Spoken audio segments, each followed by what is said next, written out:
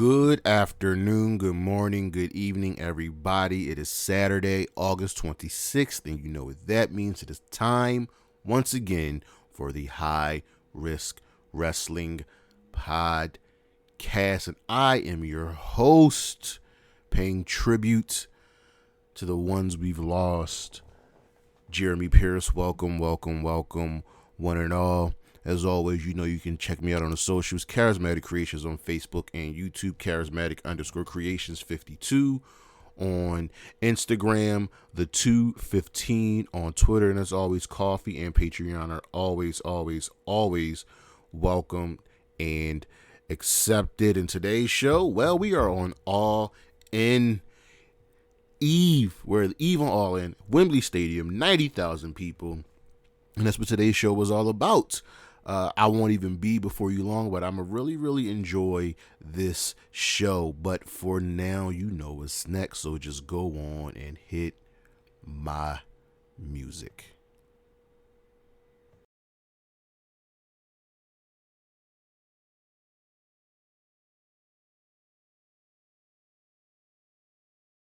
All right, so with All In, I figured, we got to take a look at the 5 most anticipated matches of the card. Predictions to come later in the show. But number 5, kind of got to go with the Stadium Stampede match. This was originally supposed to be 6. Actually, no, it was supposed to be a triple threat non-man tag with the BCC versus the Death Triangle versus the Best Friends. But things happen. Pac can come in and... Phoenix can't come in and Pac is injured. So now we have this 5-on-5 match with the returning Santana and Ortiz teaming up with the BCC coming at their former friend Eddie. And the reason this match is really just anticipated is we've had Stadium Stampedes before, but the first 2 were in empty arenas. So when they announced Stadium Stampede, I was thinking, wait, hold on, y'all mean Anarchy in the Arena, right? No, they mean Stadium Stampede. So I just want to see how they are going to pull this off. Number 4, Will Ospreay versus Chris Jericho. Now, I remember when this match was rumored to happen, people were like, well, why is this match happening? Why? There's no story here.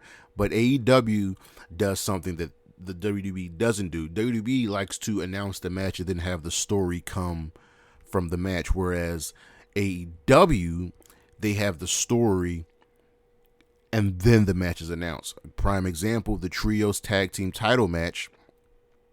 That match wasn't announced until the Go Home show of All In. So Jericho Ospreay, this is going to be a clash of styles, and it fits the story with Ospreay aligning himself with Don Callis. You know, Don Callis was trying to get Chris Jericho, but these 2 could potentially have the match of the night. Number 3, the Trios Championship. And there's one reason and one reason only this match is really anticipated, because we're all assuming the Acclaimed are going to win.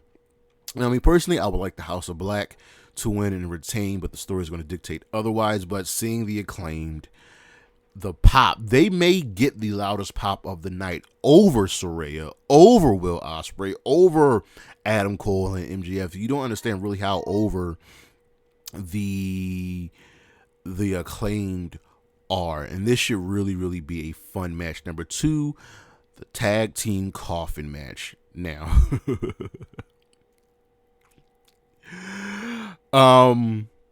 this was expected just because Sting and Darby are nuts. They are crazy, and Sting is another person that is super over. These guys are going to have a blast and really give everybody their money's worth. I'm expecting Sting to do something crazy. Number 1, of course, it's the World Championship match. Adam Cole, MJF, and this has been a fun story. We'll dive into it more, but these 2 have told really an incredible story, have shown some really good character growth, and the question on our mind is, who's going to turn? Will someone turn? With that being, the main crux of the story, we're all going to be on our feet, and we're going to be with bated breath to see what truly transpires. We'll be right back.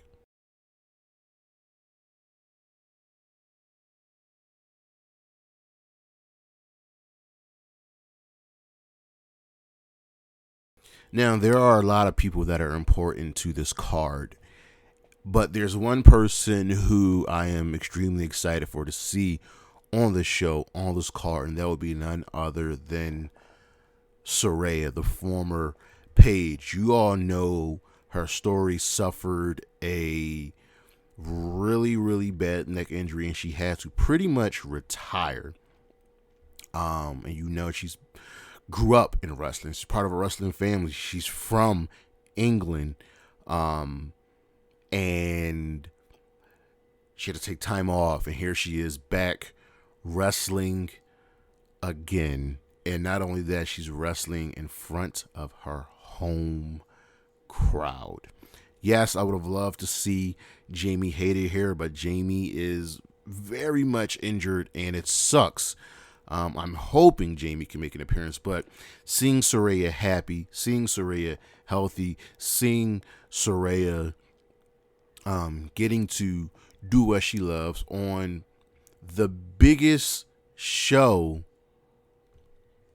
right now in the history of professional wrestling makes me extremely, extremely happy, and I cannot wait to hear that pop that she gets.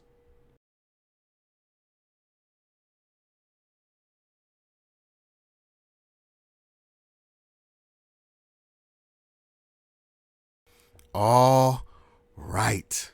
It is time for All In. And listen, we've got the biggest wrestling show ever at this point going down in just under 24 hours.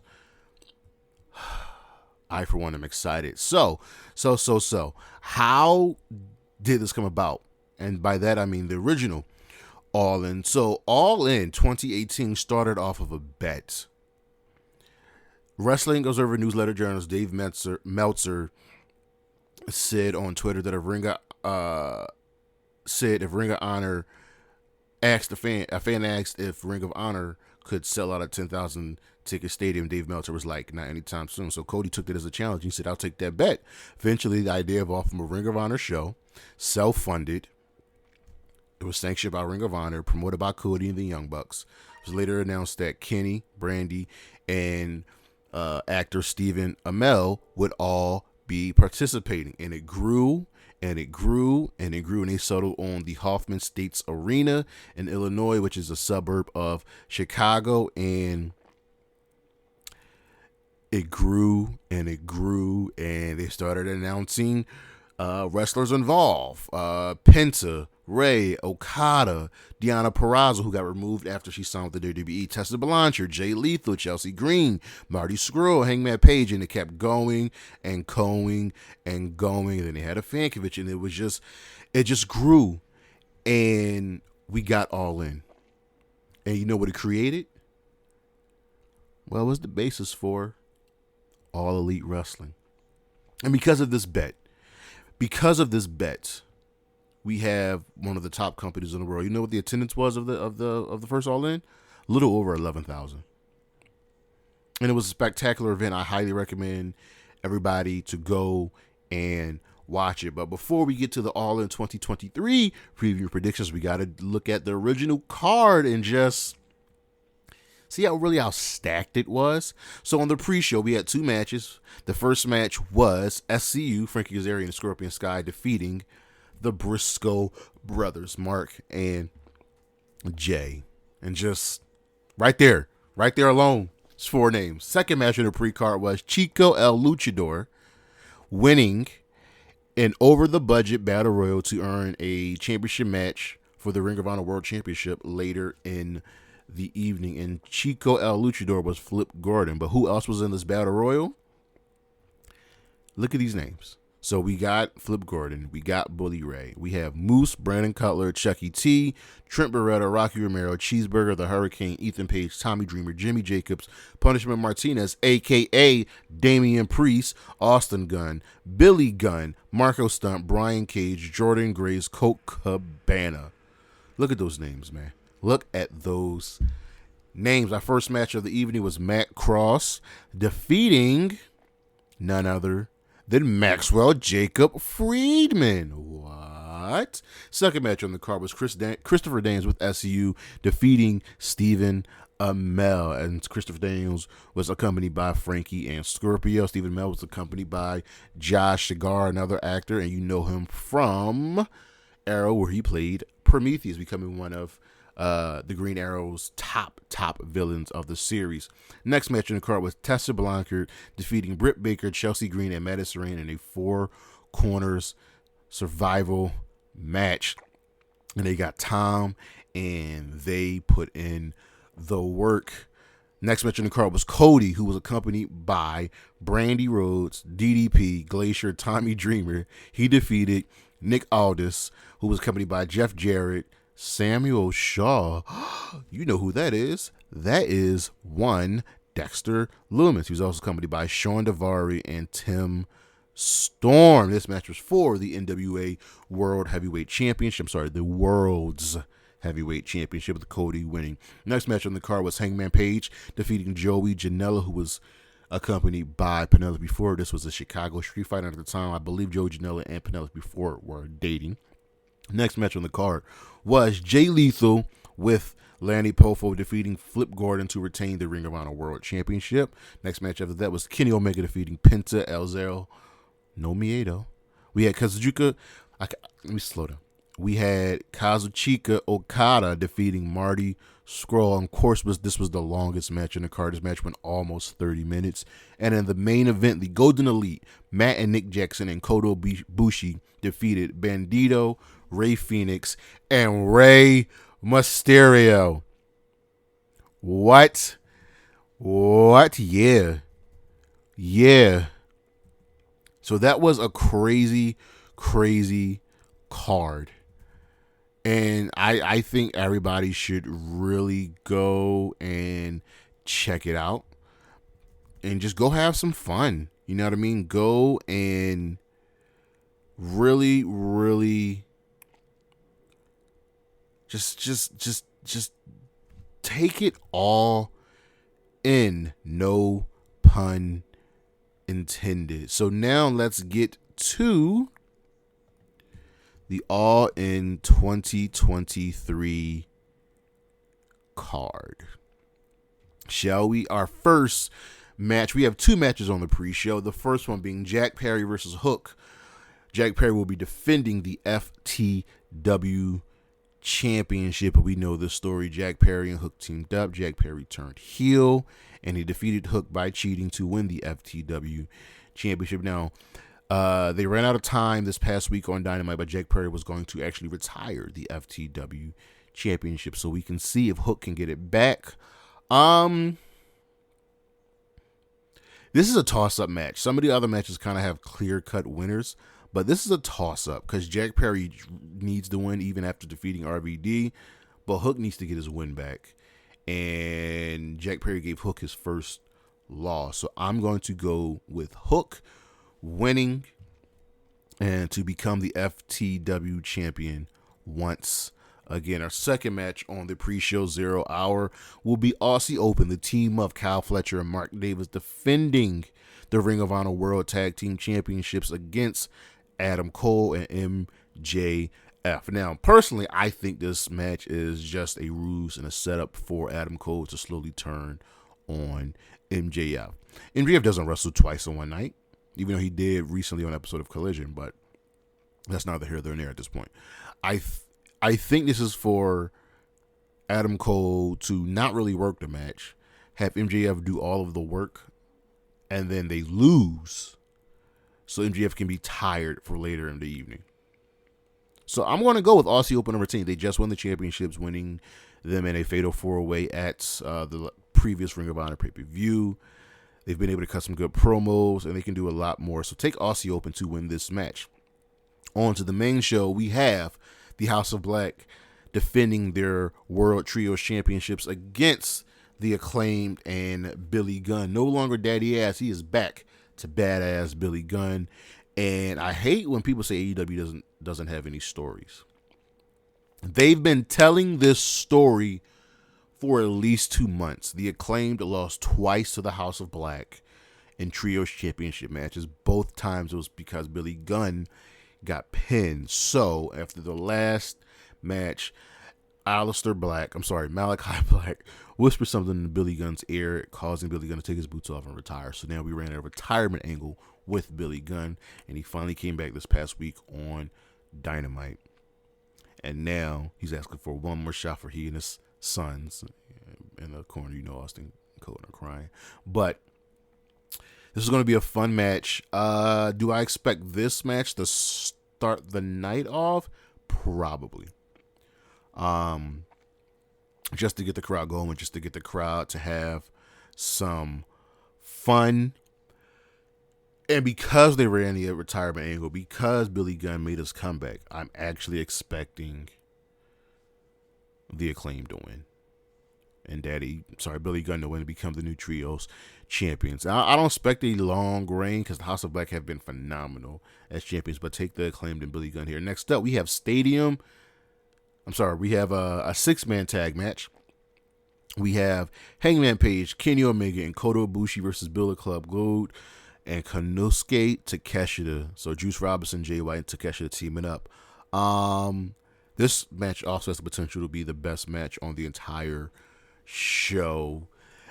The one thing I love about AEW is how their storylines sprawl from other storylines. So this comes from Hangman, Kenny, and Ibushi's feud with the BCC, and that feud already got settled. But Kenny also has beef with Takeshita because Don Callis turned on Kenny. And then Bullet Club Gold, Jay and Juice both have issues with Kenny Omega going all the way back to their days in New Japan.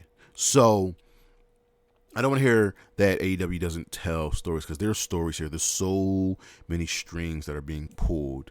I think this is going to be one of the longer matches on the card just because it involves Kenny Omega. This is a weird one to call because I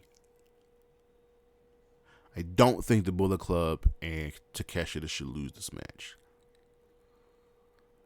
But they're also going against Hangman, Kenny, and Ibushi.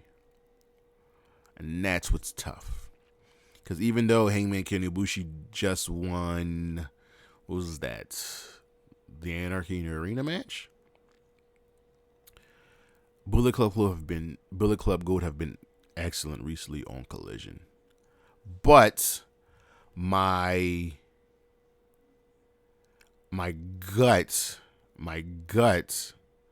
says the Golden Elite will win this match. So take Hangman, Kenny, and Ibushi to win, and then the following week at All Out, we can get the Takeshita Hangman match.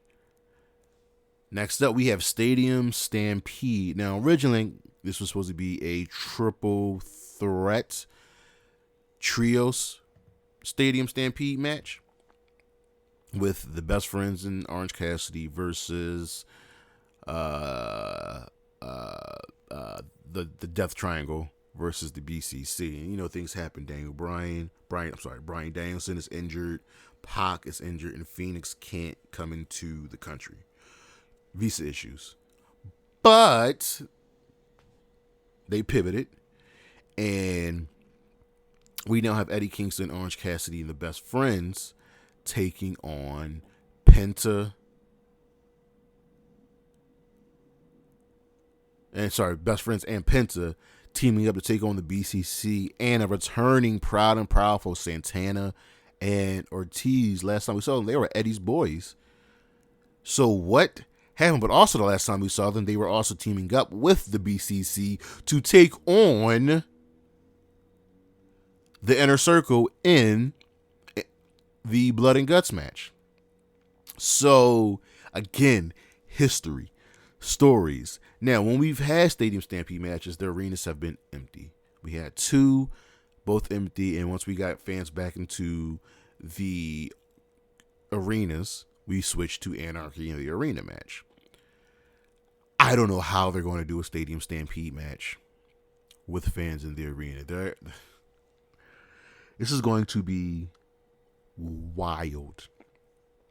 And I just want another awesome picture of Eddie holding a gas can, trying to light someone on fire. Because he's going to try to light someone on fire. The real story to see here is Eddie opposing Mox. You know they're boys.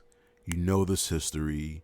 You know they love each other. And they've fought before, but they've always come back. So what's going to happen here? I don't know. I don't know. It's going to be so crazy, and the things they're going to do, the ways they are going to absolutely destroy each other is going to, it's going to be a thing of beauty. But I'm going to go with this match is a toss-up. It just makes more sense for the BCC and Santana and Ortiz to win this match. BCC can look good. Santana and Ortiz just came back from injury. You don't really want to have them lose. So take the Blackpool Combat Club and Santana and Ortiz to win this match. And we can transition to a couple of other things, setting up more matches for All Out. Will Ospreay, Chris Jericho. We are going to keep this short and sweet, nice and simple. Will Ospreay's winning this match. There's no way that this man is going to lose this match in this stadium in front of these people. Jericho's going to... I can't even say Jericho's going to make him look like $1,000 because at this point, Will Ospreay's better suited in the ring than Chris Jericho. But Chris Jericho's going to rise to the occasion because he's Chris freaking Jericho. That's all I got to say. This is a sleeper hit of a match, and... I don't know what. Just suspect Don Callis to be involved some way, somehow. Sammy Guevara said he's going to be in Jericho's corner. Maybe Jericho gets back up from the former JAS. We'll see. Next up, Darby Allin and Sting versus Swerve Strickland and Christian Cage in a coffin match. And look. First things first, I'm upset that AR Fox can't be in this match, so I really want to know what happened backstage for him to not be able to be in this match, because he was really getting a nice, solid push. But we have legitimate daddy hater and Christian Cage here, and I can't be mad at that promo he cut on Dynamite. Oh, Nick Wayne, I hear you have a father and that he's dead. Oh, Christian scumbag of the year. But him being in this match brings more star power to the match over AR Fox, who's an incredible talent. And Swerve Strickland has history with Darby, but listen, we all know what's going on down here. Sting doesn't lose. He just doesn't. Sting doesn't lose. Especially coffin matches. And I don't think Darby has lost a coffin match. He's had 2 or 3 so far in AEW, and he's won all of them. This is going to be a fun match. This might be the shortest match on the card, actually. Next up, CM Punk, Samoa Joe for the Real World Championship. Now, originally I thought this match was going to be for the TV Championship, for the Ring of Honor Television Championship, but I was wrong. We're going for the Real World Championship. This AEW World Championship that has a spray painted X on it from CM Punk.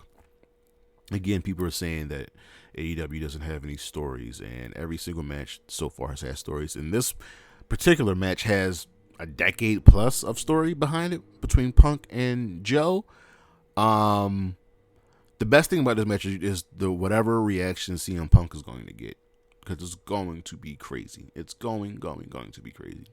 But for this match, these two know each other well. They can't go like they used to, but I expect it to be a fairly good match. What I think is going to happen. I think Punk's going to win. He's not going to lose the Real World Championship because I think they're going to do a rematch at All Out the following week in Chicago for the TV Championship, and that's where Joe gets his win back. So take CM Punk here, retaining the Real World Championship. Next up, we got a Fatal 4-Way and our only women's match on the card. Hikaru Shida defending the AEW Women's World Championship against Toni Storm, Saraya, and Dr. Britt Baker. I hope these women get time. We got a nice little preview of the match on Rampage. This is a toss-up. This might be the biggest toss-up of a match you have on the entire show because Shida just won the championship back maybe a month ago. Will she lose it? Toni is putting in great character work as like this crazy actress who's down on her luck. Saraya is back. She's also in this match with her Outcast teammate, but Saraya's also in her home country. And then Britt Baker can fall into that LOL Charlotte wins category. From what I saw on Rampage, these women are going to put on a show. They're going to do their damnedest. Will there be tension between Saraya and Toni? Will Ruby get involved? Will Chris Statlander get involved? This is tough. I'm picking Shida just because she won the championship. And she can't lose it. And during her last reign, which, by the way, folks, is the longest women's championship reign in AEW history, she wasn't in front of fans. And then she got a new belt and lost it. And then she lost it in front of fans. It's time to give Shida her due. And I think that's what they're going to do here. Next up, probably the match of the night. Probably the match of the night. FTR defending the World Tag Team Championships against the Young Bucks. This is round 3 for these two teams. And here's the crazy thing. Anything less than the greatest tag team match of all time will probably be disappointing to fans. Because we've seen the magic that these two teams have worked together. These are probably the two best tag teams today. And we've been waiting for this match for a very, very, very long time. It's about time that we got it. Just like the women's match, this match is also a toss-up because who wins here? Seriously. Do you put the championships on the Young Bucks? Do they even need another reign? Do you have FTR retain and solidify themselves as probably the best tag team in wrestling today? This actually may be the longest match on the card. Because these two teams know each other very, very well. They're going to pull out all of the stops. I am genuinely excited for what's going to happen. I am. With that being said,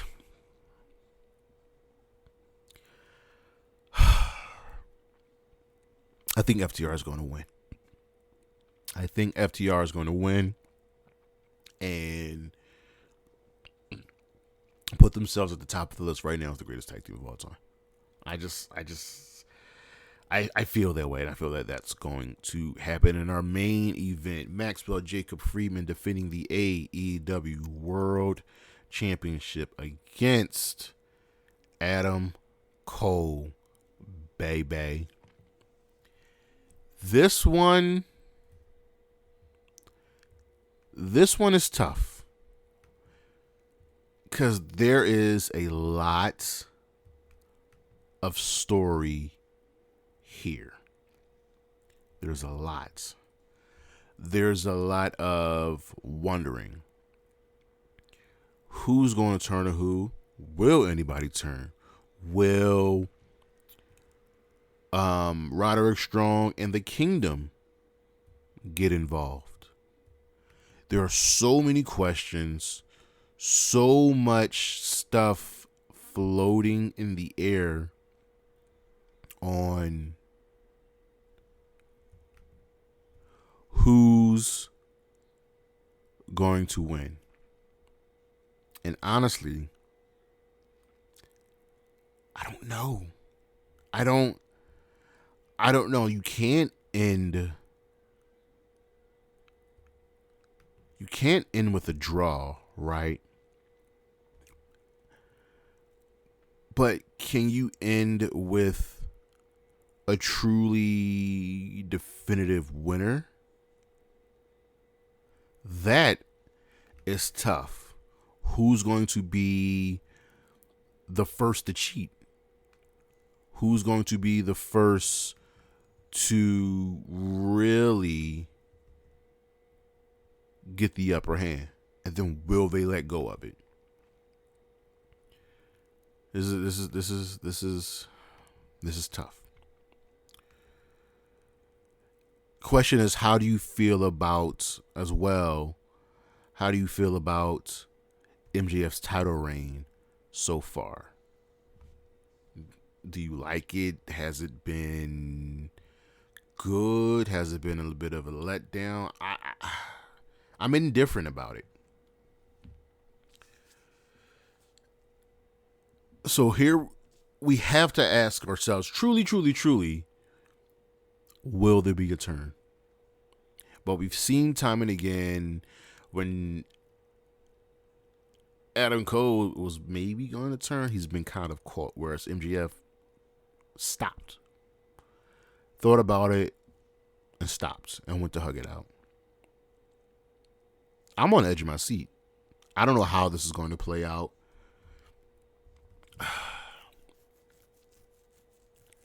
I'm gonna pick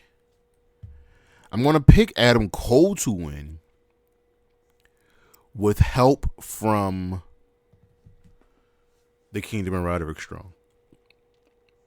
And I want to see how MJF does as a babyface chasing after the championship.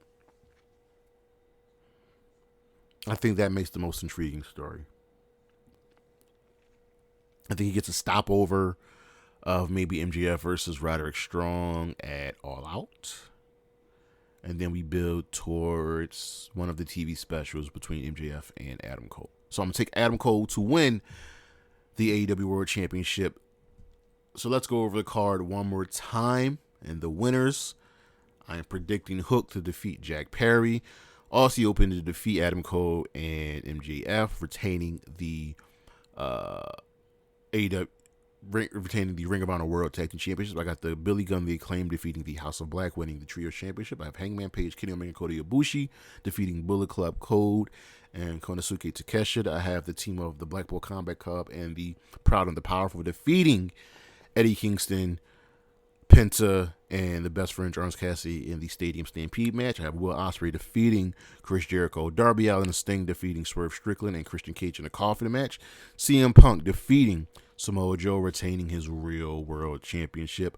Hikaru Shida defending Toni Storm, Saraya, and Britt Baker, retaining the AEW Women's World Championship. FTR defeating the Young Bucks, retaining the AEW World Tag Team Championships. And Adam Cole defeating MJF to win the AEW World Championship. But that is our show. Thank you all for watching. Thank you all for listening. Next week, All Out.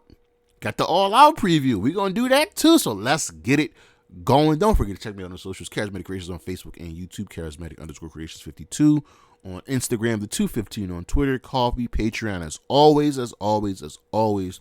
Zia Lee, Wendy Chu, Shotzi Blackheart, Bailey, Isla Dawn, Willow Nightingale, and Gigi Dolan. Holla at your boy. Peace.